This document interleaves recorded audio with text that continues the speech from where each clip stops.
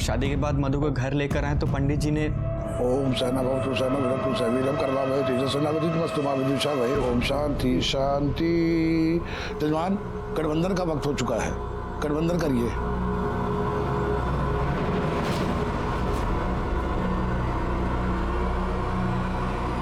ये सब क्या हो रहा है?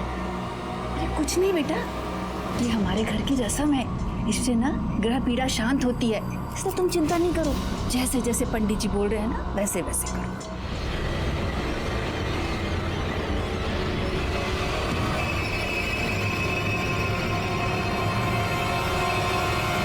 फिर एक दिन बाद मधु घर से भाग गई। दिमाग खराब है क्या तुम्हारा? तुम्हारे बड़े भाई की बहू है, कहाँ घुसे जा रहे हो? चलो जाओ जाओ, सो जाओ जाओ चलो। खेल हो रहा है हमारे साथ। बियाह की बेदी पे हम बैठे हैं और शादी पर कपैया का, जिसको मरे हुए 3 साल हो गया। सारा समझ नहीं आता कि हम क्या करें। सुनिए, क्या हुआ? आप थोड़ा देर भी बैठकर हमसे बात काहे नहीं करते हैं? अम्मा से जाके पूछो ना, शादी हमारे साथ हुआ क्या तुम्हारा? मतलब ही कि तुम्हारा शादी हमारे साथ नहीं, बड़के भैया के साथ हुआ है। हाँ, ये जो 3 साल पहले मर चुके हैं। अब सुहाग रात का रस्म पूरा होगा। और करेगा कौन? तुम्हारे बेटे बद्री की आत्मा हमारे शरीर में वास कर रही है। अब वो जो भोगेगा हमारे माध्यम से भोगेगा। मतलब विवाह का सुख वो हमारे शरीर से भोगेगा। भौजी, ये दूध ले लो बेटा, पी लो, सगुन होता है। लो।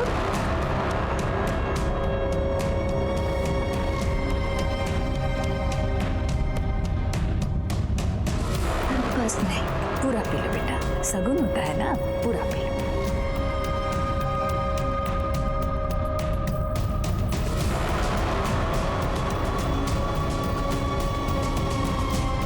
खेल हो रहा है हमारे साथ। बियाह की बेदी पे हम बैठे हैं और शादी पर कपैया का। सारा समझ में नहीं आता कि हम क्या करें।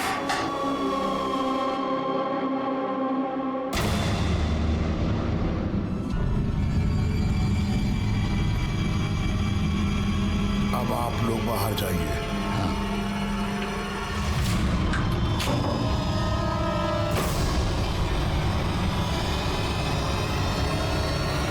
दुल्हन अब बद्री युक्त हो गई है। अब जो भी इसको पहनेगा, बद्री उसके माध्यम से सुख प्राप्त करेगा।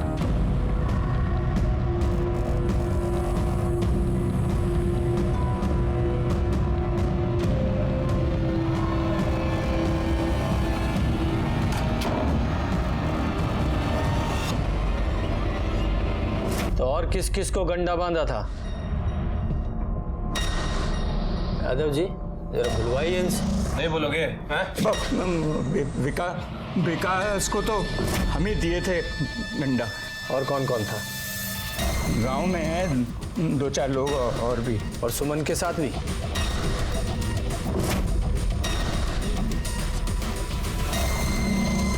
आज रात के बाद ये गंडा मैं तुमको दे दूंगा। नवने आदमी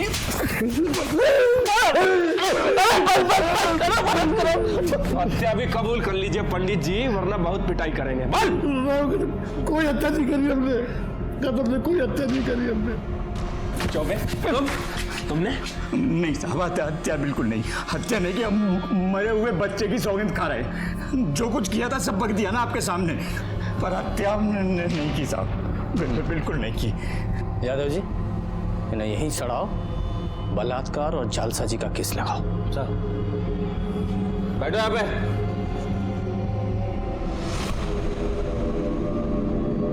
सर, कुल्हाड़ी का फॉरेंसिक रिपोर्ट आ गया है, किसी का भी फिंगरप्रिंट नहीं है। यादव जी, 2 बातें हो सकती हैं। कातिल ने कुल्हाड़ी से फिंगरप्रिंट्स मिटाए और चौबे परिवार के घर में छुपा दी, जिससे हमारा शक उन पे जाए। या फिर ऐसा भी हो सकता है कि चौबे परिवार ने यह काम किया हो और कुल्हाड़ी अपने यहाँ छुपा दी, जिससे हमें ऐसा लगे कि चौबे परिवार को फंसाया जा रहा है। साहब, सर राजेश राय की कॉल डिटेल्स। सर मधु को मर्डर। बहुत सेल्फिश है हम, बहुत कमी नहीं।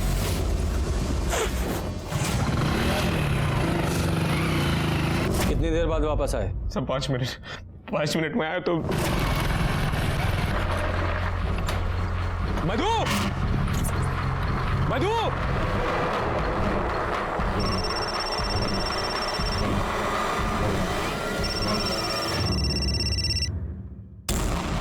मधु,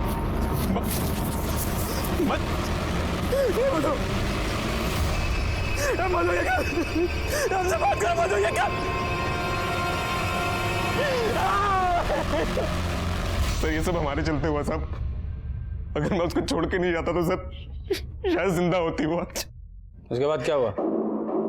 देख अभी तू बरी नहीं हुआ है, अभी मौका है, सब बता दे वरना लंबा फंसेगा। साहब हम बहुत डर गए थे साहब, तो सर हम अपने दोस्तों को फोन किए।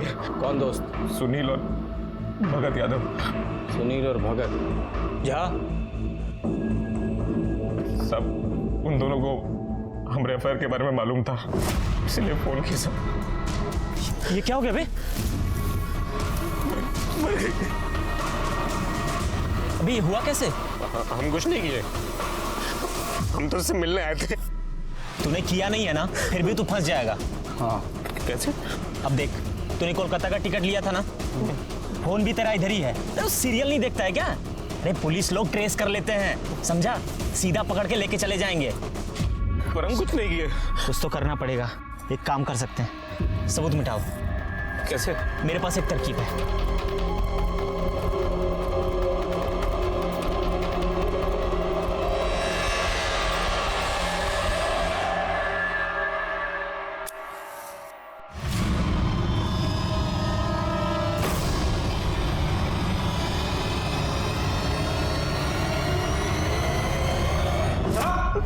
हाँ यही है ना तुम्हारे साथ के वो दो महारथी, तुम्हारे दोस्त?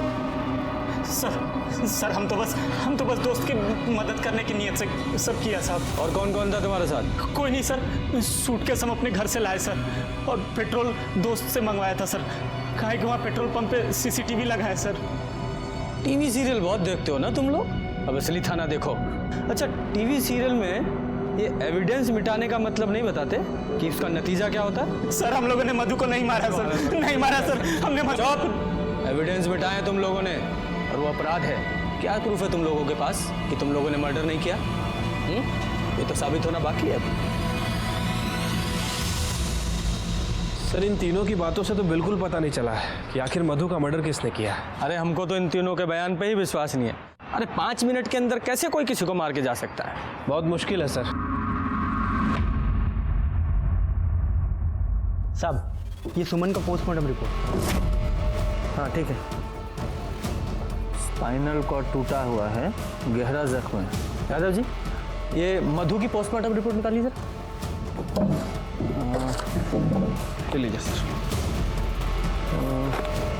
ये देखिए ठीक वैसा ही गहरा जख्म का साइज भी 5 से 5.5 इंच के बीच। यादव जी ये तो कंफर्म है कि दोनों लड़कियों को एक ही आदमी ने मारा है। क्या कर रही है पुलिस? हाँ हमारे बेटी के हत्यारे को अब तक क्यों नहीं पकड़ा? कौन शोर मचा रहा है? देखो सर। हम ऊपर तक जाएंगे, मीडिया को बुलाएंगे, हम छोड़ेंगे नहीं किसी को। देखना क्या हुआ है? हा? क्या हुआ? क्या हुआ हमारे बेटे के केस का? हाँ कहाँ है हत्यारे लोग? फांसी पे चढ़ा दीजिए उन चौबे और उसके परिवार वालों को। हत्यारे कहीं के पापी लोग हैं वो लोग। छोड़ना नहीं किसी को, हम कह रहे हैं आपको। अरे तुम यहाँ क्या कर रहे हो? अरे पुलिस अपना काम करे। चलो चलो घर चलते हैं। माफ कीजिएगा साहब, वो क्या है ना कि बेटी के कारण थोड़ा सा परेशान है। चलो पुलिस अपना काम करेगी। हमारे बेटे के हत्यारे को छोड़ना नहीं। हाँ पता चल जाए। हम किसी को नहीं छोड़ेंगे हमारे बेटे के हत्यारे को।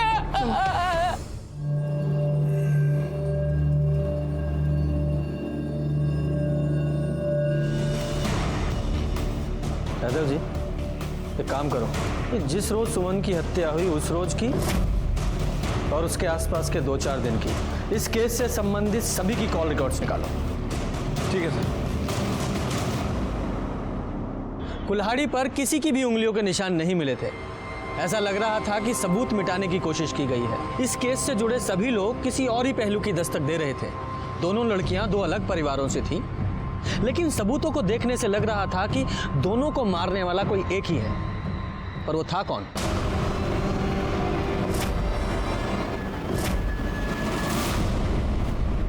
शाह साहब, आप लोगों से कितनी बार कहा है ये ग्लास हमेशा पानी से भरा होना चाहिए। अगर आप लोगों से नहीं होता है, एक जग ला के रख दो, मैं खुद ही भर लिया करूंगा। हैं? जाइए। सर, सभी के फ़ोन रिकॉर्ड्स चेक किए, लेकिन किसी के फ़ोन रिकॉर्ड्स में कुछ मिला नहीं है। लेकिन सर, ये प्रकाश के फ़ोन रिकॉर्ड्स में कुछ अजीब दिख रहा है। क्या अजीब है इसमें? सर, वो जिस दिन सुमन का मर्डर हुआ उसी दिन उसी समय तकरीबन 9:15 पर ये प्रकाश के फ़ोन पर इन 6 अलग अलग नंबरों से फ़ोन आया था। हाँ, तो उसकी ट्रैवल एजेंसी है तो फ़ोन तो आएंगे ही। सर, फ़ोन तो आएंगे, लेकिन इन 6 नंबरों में से किसी ने भी प्रकाश से 6 से 7 सेकंड से ज़्यादा बात नहीं की है। मतलब प्रकाश को फ़ोन किया, प्रकाश ने हाय हेलो की और फ़ोन रख दिया। अजीब है सर। हाँ, अजीब तो है। यादव जी, पता करो ये लोग कौन हैं जिन्होंने प्रकाश को कॉल किया और क्यों? उनकी वाइफ उठाई थी फ़ोन, बोले नहा रहे हैं। उनकी वाइफ बोली बीमार हैं, बाद में कीजिएगा। मिसेस मिश्रा से बात हुआ, उस टाइम वो सो रहे थे। मिश्रा जी फोन पे अबे नहीं किए, पूजा पर बैठे थे, फोन वाई ना उठाया। ये बात कौन बोला? और कौन? जिसने फोन उठाया, उनकी वाइफ।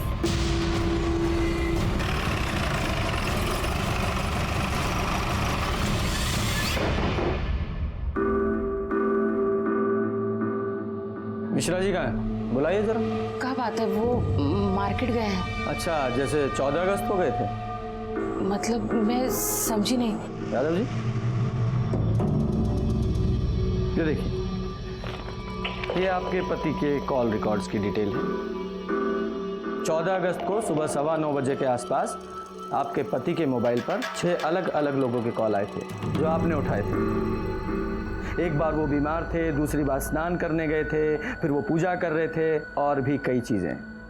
कैसे कर लेते हैं आपके पति इतना सब कुछ एक साथ? बोलिए। वो हम कह दिए ना, हमें याद नहीं है। अच्छा, तो आपको याद नहीं है तो थाना ले चलते हैं आपको, तब याद आ जाएगा। संगीता, बैठाओ ना जीप पे। चलिए, आइए। नहीं, छोड़िए। अरे चलिए। हमने कुछ नहीं किया। हम क्या? हम बताते हैं। हम बोले थे इनको ये सब मत करो। अरे कहाँ जा रही हो? से मिलने जा रहे हैं हम। रुक। मतलब ये हुआ कि अभी ससुराल से भाग के आई है, अब फिर दोबारा मुंह में करिखा पोतने के लिए बाहर जा रही हैं? हमने अपना मुंह काला नहीं किया, आप लोगों ने हमारा मुंह काला किया। आप लोगों की इज्जत बचाने के लिए हमने अपनी खुशी की बलि चढ़ा दी। लेकिन अब बस, अब ना हम किसी के बारे में नहीं सोचेंगे, अब हम अपने बारे में सोचेंगे। मधु, मधु, कौन? आप रहने दीजिए, हम बात करते हैं उससे। मधु, अरे चुप रहो तुम, सर पे चढ़ा के रखा है इसको, हैं? पूरे गांव में इज्जत चली जाएगी हमारी। चुप रहो तुम। मधु, दरवाजा खोल मधु। अरे मधु, मेरी बात मत सुन। अरे मेरी बात तो सुन। अरे हमें नहीं रहना हमें। मधु बेटा, सुनो तो मेरी बात। मधु,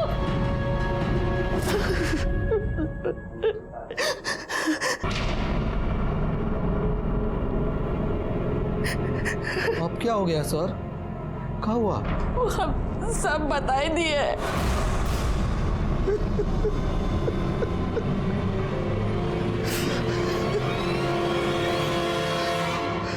सर, हम उस दिन मधु के पीछे गए थे और राजेश, तुम लौट जाओ। राजेश,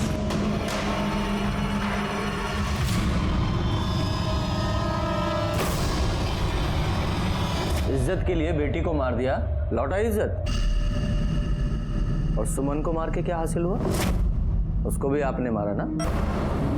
हम जानते थे सर कि एक दिन मधु का लाश पुलिस को मिलेगा और पुलिस का पूरा शक जो है ललन और उसकी फैमिली पर जाएगा। और उस शक को पक्का करने के लिए सुमन को मार दिया।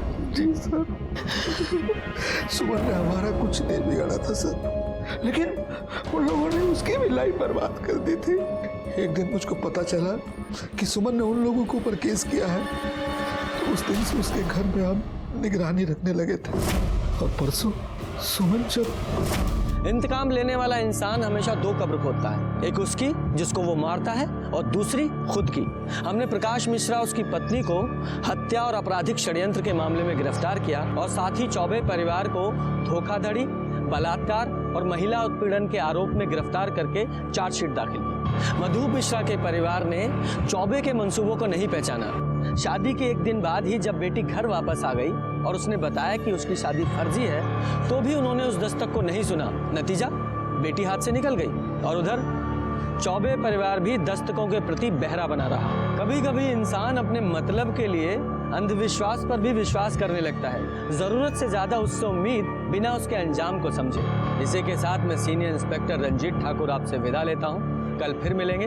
सतर्क रहिए और देखते रहिए क्राइम पेट्रोल दस्तक। मकसद बताना नहीं, बचाना है। जय हिंद। 3 साल पहले डेथ हो गया था उनका। मरा हुआ आदमी से शादी हुआ हमारा।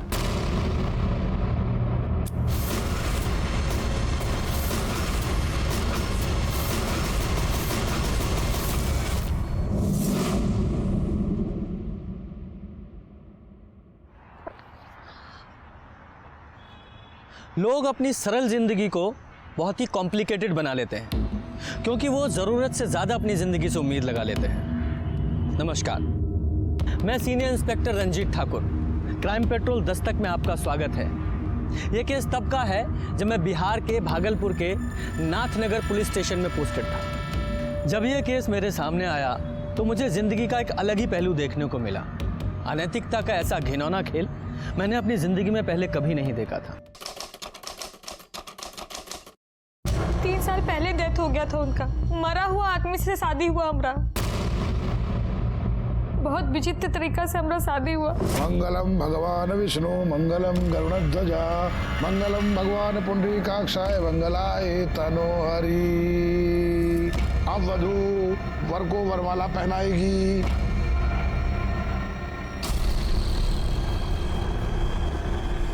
ये लो बेटा। ये क्या हो रहा है? डाल दो बहू, डालो डालो डाल दो।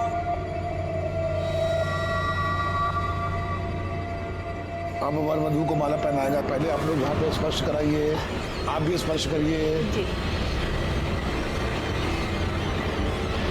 और विवाह संपन्न हुआ।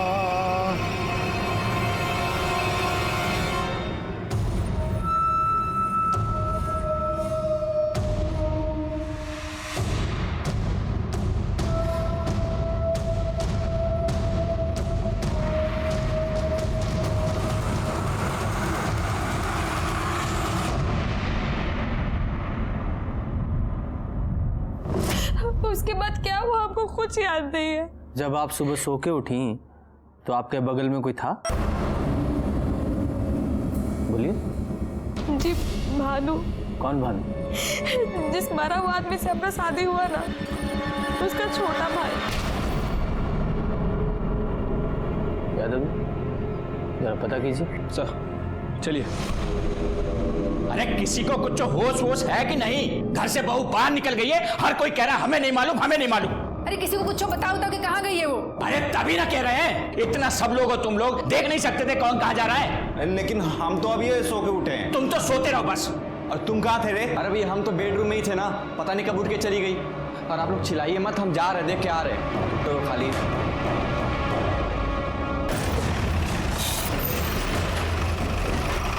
आइए साहब। पापा, पुलिस पुलिस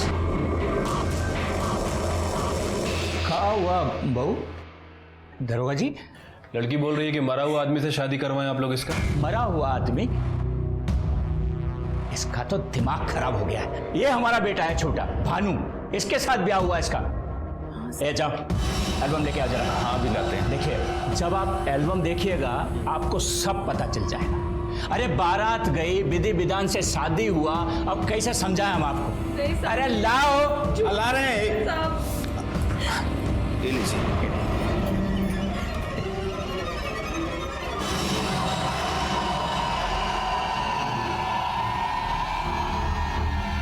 वो दिखाएं।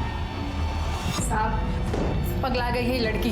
भोरे भोरे बिना किसी को बताए पता नहीं कहाँ चली गई थी घर से। क्या है सब? वो वो जो लकड़ा खंभा को हम माला पहनाए थे वो? अरे बताए थे ना तुमको, ये घर का रिवाज है, ग्रह पीड़ा शांति के लिए सब करना पड़ता है। हाँ सर, पापा सही कह रहे बिल्कुल। इसकी शादी हमारे साथ हुई है। ठीक है, संभालिए अपनी बहू को।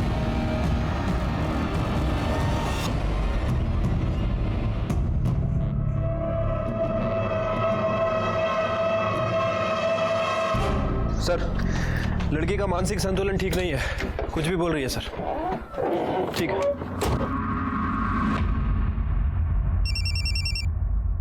हेलो,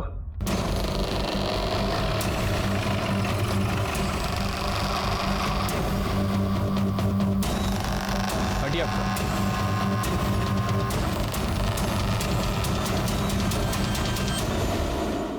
जलाया गया है सर। ऐसा ही लगता है।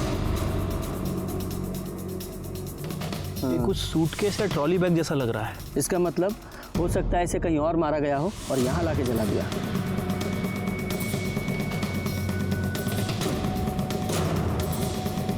ब्रेसलेट? हाँ, डिजाइन देख के ऐसा लग रहा है जैसे औरतें या लड़कियां पहनती हैं, है ना? हाँ सर। हो सकता है किसी औरत या लड़की की लाश है। लेकिन सर पता कैसे करें कि किसकी बॉडी है? यादव जी, यही पुलिस का काम है, यही तो पता लगाना है। देखो कुछ और मिलता है क्या? हाँ,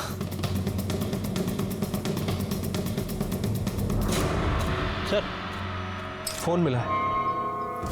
देखो कोई सिम कार्ड या मेमोरी कार्ड बचा है क्या इसमें? सर रीढ़ की हड्डी टूटी हुई है, मतलब किसी धारदार हथियार से वार किया गया है। और फॉरेंसिक रिपोर्ट के हिसाब से पहले मर्डर हुआ है और उसके बाद बॉडी को जलाया गया।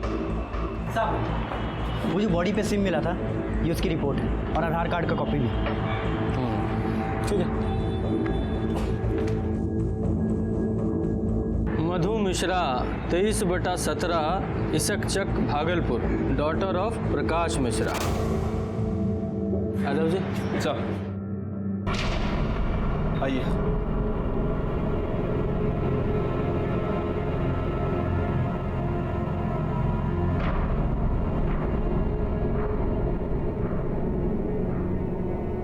एक मिनट रुकिए। देखिए सिर्फ कंकाल ही बचा है और बॉडी का पहचान सिम कार्ड से हुआ है। इसे पहचानते हैं आप दोनों? ये हमें बॉडी के पास मिला है।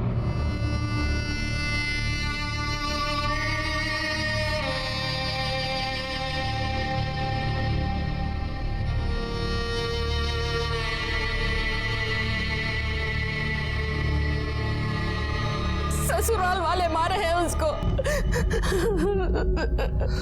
साहब, वहां पर उसका किसी के साथ झगड़ा हो गया था। एक रोज फोन करके बताया उसने हम लोगों को। हाँ मधु बोल। पापा, हमारा शादी फर्जी है। अरे क्या बोल रही है? क्या पागलों जैसा बात कर रही है? हाँ पापा, 3 साल पहले ही मर चुका है वो। हाँ? मधु। पापा, हम आपको बाद में फोन करते हैं। उसके ससुर को फोन किए आप, वो तो फायर हो गए। कहने लगे कि आपके आंखों के सामने आपके आंगन में अपने छोटे बेटे भानु के साथ शादी किया था। एक मिनट, क्या नाम बताया? भानु। भानु। ये आपकी बेटी की शादी कहाँ हुई थी? वो ठेकेदार है ना साहब, लल्लन चौबे, उन्हीं के हैं। तिलक माझी चौक वाले? जी साहब। सर ये तो वही लोग हैं। और वो लड़की सुमन, उसने भी इन लोगों के बारे में बताया। सुमन तिवारी नाम की औरत पहले ही मेरे थाने में आ चुकी थी। और फिर ये मधु मिश्रा का केस, दोनों ने ही भानु चौबे का जिक्र किया था। दोनों औरतों की कंप्लेन भी एक जैसी थी। कौन था ये जो एक मरे हुए आदमी से जिंदा लड़कियों की शादी करवा रहा था, और क्यों? और फिर उन दोनों में से एक औरत की हत्या हो गई। और जब उसकी जांच करने हम लल्लन चौबे के घर पहुंचे तो वहां एक अलग ही महाभारत छिड़ गया। आप लोगों ने धोखा किया है मेरे साथ। आप लोग पुलिस को बहला सकते हो, हमको नहीं। और तुम कितनों को बेवकूफ बनाए हो? हाँ, चुप कर, नहीं तो अभी हम तुम्हारा नहीं तो क्या क्या करेंगे? चुप, बहुत जुबान चलने लगा तुम्हारा। बाबूजी, इलाज करना पड़ेगा इसका। अच्छा, इलाज करेंगे आप हमारा? हाँ, क्या इलाज करेंगे? क्या हो रहा है? ये सब किए हैं, हमारी लड़की इन लोगों के चलते मारी गई और ये मारे हैं उसे। क्या बकरी तू? हम बकरे हैं, हम बकरे हैं। कमीनी, हम तुम्हें छोड़ेंगे नहीं, छोड़ेंगे नहीं।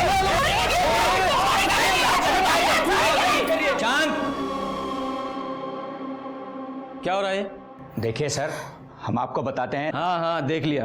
पहले ये बताइए कि किस मरे आदमी से आप लड़कियों की शादी करवा रहे हैं? फालतू का बात है सर, मरे हुए आदमी से किसी का शादी होता है भला?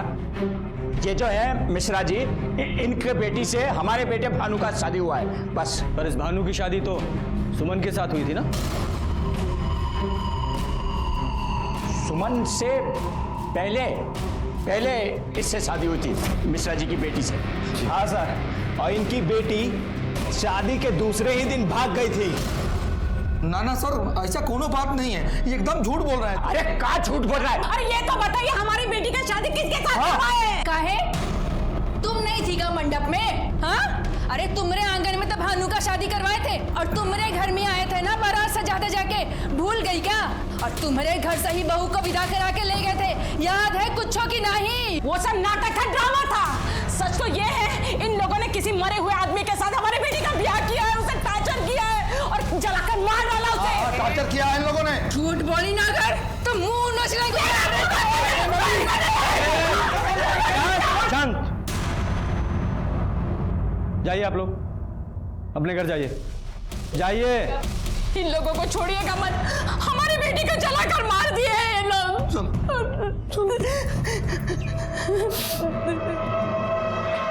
यादव जी चलिए।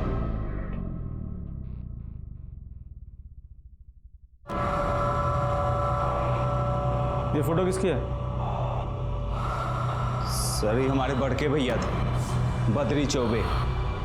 3 साल हुआ डेथ कर गए।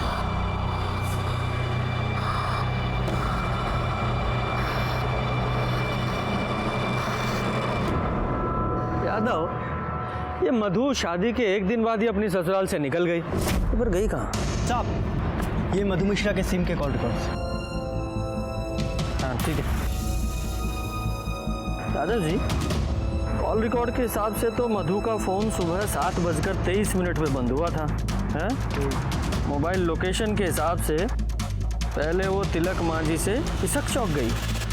मतलब अपने ससुराल से निकल के अपनी माँ के घर। हाँ, और उसके 20 मिनट बाद नाथनगर, वहाँ उसका फ़ोन 7:23 पे बंद हुआ है। मतलब मधु अपने ससुराल से निकल के अपनी माँ के घर गई, फिर अपनी माँ के घर से निकल के कहीं और चले गए। लेकिन सर मधु के माँ बाप ने हमसे ये बात नहीं बताई थी। मतलब आप जो बोले कि मधु का आपको फ़ोन आया, वो सब झूठ था? सर फोन नहीं आया था, वो खुदे आ गई थी शादी के एक दिन बाद। अरे आ रहे हैं भाई, कहाँ हुआ? बस हुआ, आ गया। मधु, अरे कहाँ हुआ भाई? कहाँ बना रखा अपना हालत भाई? हैं ये सब कहाँ हुआ? कहाँ हुआ? अभी अभी तो तेरा ब्याह हुआ और इतनी सुबह तू यहाँ क्या कर रही है और रो कहाँ रही है? कहाँ बात है? ये सब कहाँ है? हाँ? पापा, हमारी शादी फर्जी है। हमारी शादी एक मरे हुए आदमी के साथ हुई है, वो 3 साल पहले ही मर चुका था। बद्री चौबे, भानु का बड़ा भाई। ये क्या बोल रही है तू?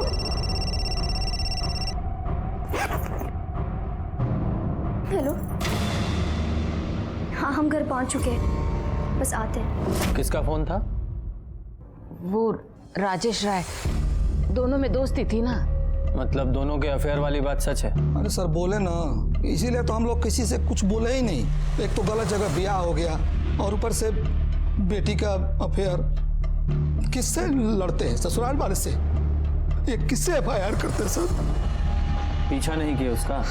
सर वो घर से बाहर निकली, हम भी उसके पीछे गए, लेकिन बाहर ऑटो खड़ा था, उस पर बैठ के वो निकल गई साहब। और उसके जाने के बाद आपने उससे कांटेक्ट करने की कोशिश नहीं की और ना ही उसने आपसे? बहुत सोच समझ के उसका ब्याह तय किए थे, लेकिन हमको क्या मालूम था कि उसका अफेयर था।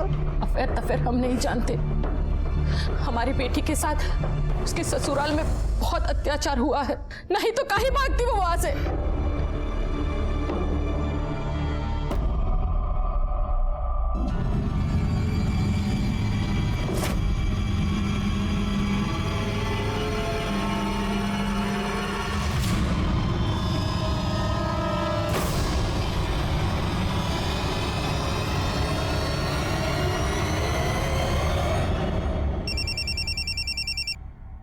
हेलो हेलो सर, मैं सिंटू बोल रहा हूँ। राजेश राय का पता चल चुका है। देखो, खबर है कि बॉडी मिल गया है। भाग लो बेटा। और हाँ सुनो, पुलिस ने पकड़ा तो हमारा नाम मत लेना। अरे ऐसा कुछ नहीं होगा, तुम फोन रखो अभी। ये राजेश राय कहाँ रहता है? वो है ये। रुक।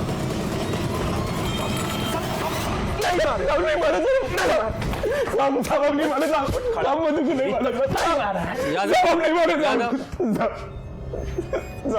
साहब मधु को। शादी के एक दिन बाद ही वो भाग के तुम्हारे पास चली आई थी, उसके बाद से वो गायब। सब आई थी साहब, और सब हम मारे नहीं उसको साहब। सब 3 साल से लव करते थे साहब उसको, जबरदस्ती शादी फिक्स कर दिया साहब उसका। वो तो सुसाइड तक का सोच रही थी साहब। तो हम बोले कि मिलो हमसे। फिर शादी के 1 रोज पहले हमसे आके मिली। राजेश, राजेश प्लीज कुछ करो, हम नहीं रह सकते तुम्हारे बिना। घबरा काहे रही हो? देखो, हमारे पास एक ऑप्शन है। हाँ? क्या? हम यहाँ से कलकत्ता निकल चलते हैं। कब? तुम हमको 1 दिन का टाइम दो, ठीक है? तो टिकट निकालना पड़ेगा और कुछ पैसे का भी जुगाड़ करना पड़ेगा ना। लेकिन कैसे हो सकता है? 8 बजे शादी है ना, हम 7 बजे तुम्हारे घर के पीछे वाली रोड पे तुम्हारा वेट करेंगे। तुम निकल आना, फिर वहाँ से स्टेशन और स्टेशन से कलकत्ता।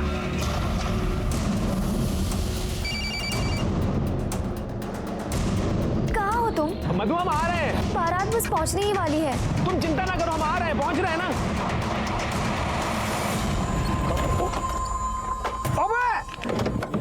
भैया गलती हो गया, देखिए। कहाँ पे? अंदर आएगा? अरे जल्दबाजी में थे, देखिए गलती हो गया। आपका जो भी नुकसान होगा उसकी भरपाई हम कर देंगे। आप हमारा एड्रेस और फोन नंबर लिख लीजिए। अबे इतना मारेंगे ना, मार मार के कनपट्टी लाल कर देंगे। चल 10,000 रुपये निकाल चल। अरे 10,000 किस बात का?